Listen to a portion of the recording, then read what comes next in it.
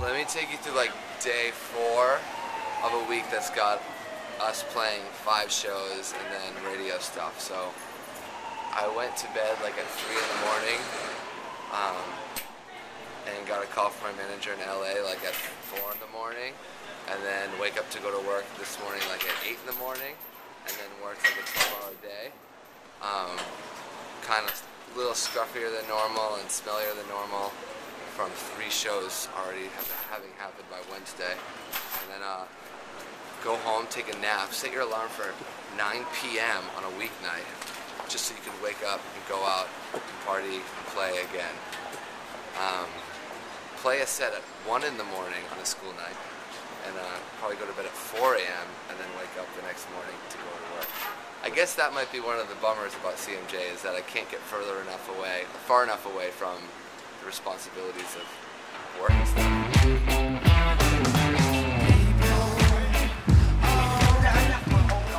It's a unique situation where I kind of get to go on tour without really having to sleep on anybody's floors, because I'm close enough to fall in my own bed. I think it can be beneficial.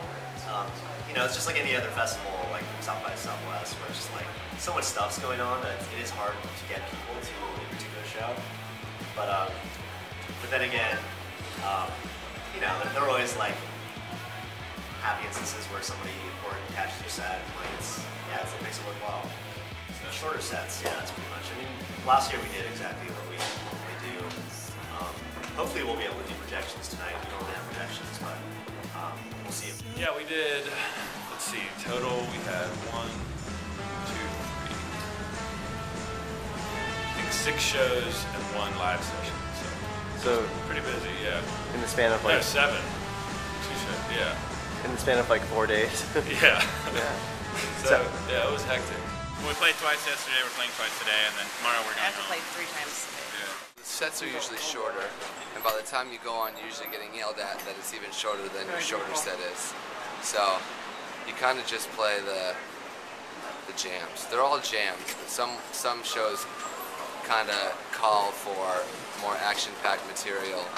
You know that a crowd that's seen 30 bands in a day isn't ready to like get into your kind of more vibey, kind of deep feelings material. We've been pretty much consolidated to like what we think is our strongest set, just playing that. They're short, like you in and out, you know, and usually don't get a sound check, so we just try to stick with what we know works and just play a short, good, banging set. Obviously you don't get a sound check when you play CMJ, and especially in a venue like K-Shop where the monitors are really small and like it's a tiny venue. You just gotta make the best of the situation, but you know, all bands are in that situation, so it's like, we might not sound great, but the other bands are given the same opportunity, so it's like, everyone's gonna roll in. It's more of a logistical nightmare for the bands, obviously, like, just across the board, I think, to play CMJ, but I think it's more fun for people there who are just going to like check out bands, and I think that's always a fun experience to, you know, be able to just show up at a venue, maybe hear music that they hear bands that maybe they've not necessarily heard before but have heard about. Blogs are the new radio. Like it's so much more convenient to actually read about a band with a small like blurb or whatever they have, and like listen to a track by them, as opposed to having to scan the stations and like, oh, this sounds cool, and then having to wait until the song's over. Like, I think people just at this day and age don't really have the patience for it. But you know, it still exists. It's still like a useful tool. But you know, I see a future more that's blog oriented than radio oriented, probably. It seems like college radio is dead, really, at this point. There's KEXP, there's Pitchfork, and those are, I mean, I was never involved in this. I didn't even know that Pitchfork existed until we started doing this band. But it's like, those are the big things. I hope college radio doesn't get replaced. Could be just me being older or something and having experience like listening to like a WSMU in my town and just having it kind of fuzzy and like listening to stuff that I didn't understand, didn't even know really what it was called, and just kind of taking a little bit of time to get into it. With blogs it's too fast and there's too much information, and I think that there's always there's always going to be room for college radio and like that format. I really hope it doesn't go away. I've found out about a lot of bands personally through college radio. 88.1 WKNC, it's out of Raleigh.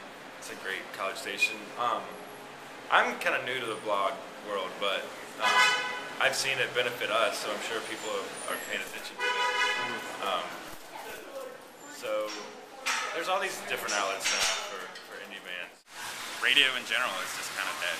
I don't know how someone would develop a relationship with a band with that much commentary and that much kind of press junket sort of baggage. Which is ironic because you have the internet that empowers everybody, but there's still, there's so much of it that it's overwhelming, and it's like, who cares? But that said, internet radio functions a lot like college radio. That's what I find. I mean, I listen to East Village Radio a lot, and not everybody's updating like what you're listening to, and you just, you gotta stick it out, and maybe you show up late to a doctor's appointment because you wanted to wait till whoever that is tells you who you listen to, and you find out, then you find out how to get more music. And then that brings you to a blog a lot of times, and that's okay. They work good. They work good in tandem, I think. They're just blogs. Yeah. It's just some dude sitting in his apartment typing shit on a computer, and it goes all over the world. Like it's not, and it's, again, I probably sound like a total asshole, but it's not credible. Like, or whether it's good or bad. Like it's just one person's opinion who happens to be able to upload shit to a blog. So it's like, yeah, that's cool. Like if you like the record, that's great. If you don't like it, that's okay too.